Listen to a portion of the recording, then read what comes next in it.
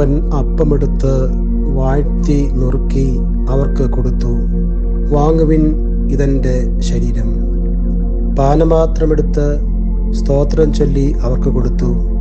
ഇത് അനേകർക്കു വേണ്ടി ചൊരിയുന്നതായി നിയമത്തിനുള്ള എൻ്റെ രക്തം. പെസഹ പെരുന്നാളിൽ അവിടുന്ന് സ്വന്തം ശരീരരക്തങ്ങൾ മറ്റുള്ളവർക്കായി ദാനം ചെയ്തു.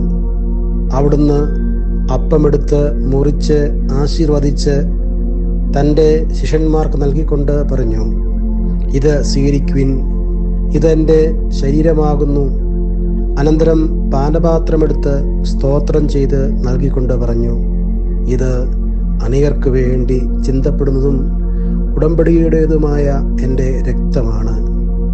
പെസഹ പെരുന്നാളിൽ അപ്പത്തിൻ്റെയും വീഞ്ഞിൻ്റെയും സാദൃശ്യത്തിലാണ് തമ്പുരാൻ തൻ്റെ ശരീരരക്തങ്ങൾ മറ്റുള്ളവർക്ക് നൽകിയതെങ്കിൽ, അടുത്ത ദിവസം ക്രൂശിലേറ്റപ്പെട്ട അവിടുന്ന് മനുഷ്യരാശിയുടെ പാപപരിഹാരാർത്ഥം യഥാർത്ഥമായും തകർക്കപ്പെടുകയും രക്തം ചിന്തപ്പെടുകയും ചെയ്തു. തലേ ദിവസം തമ്പുരാൻ പറഞ്ഞത് പിറ്റേ ദിവസം അക്ഷരാർത്ഥത്തിൽ നിറവേറ്റി. എളിമയുടെയും ത്യാഗത്തിൻ്റെയും സമ്പൂർണത യേശുവിൽ നാം കണ്ടെത്തുന്നു.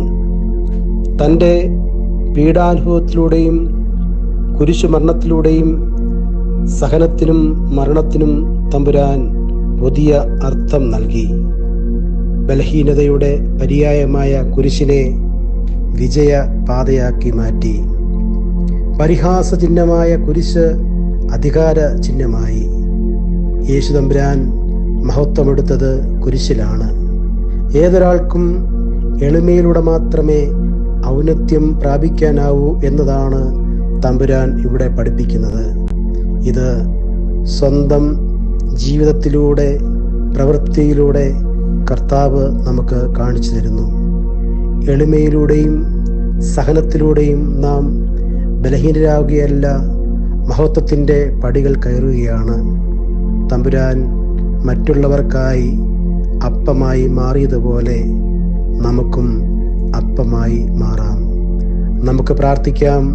കാരുണ്യവാനായ കർത്താവേ, അവിടുന്ന് ഞങ്ങൾക്ക് അങ്ങയുടെ ശരീരവും രക്തവും നൽകി. ഞങ്ങളെ അവിടുന്ന് വീണ്ടെടുത്തതുപോലെ അടിയങ്ങൾക്കും മറ്റുള്ളവർക്കായി അപ്പമായി രൂപാന്തരപ്പെടുവാൻ ഇടയാകണമേ. ആമീൻ.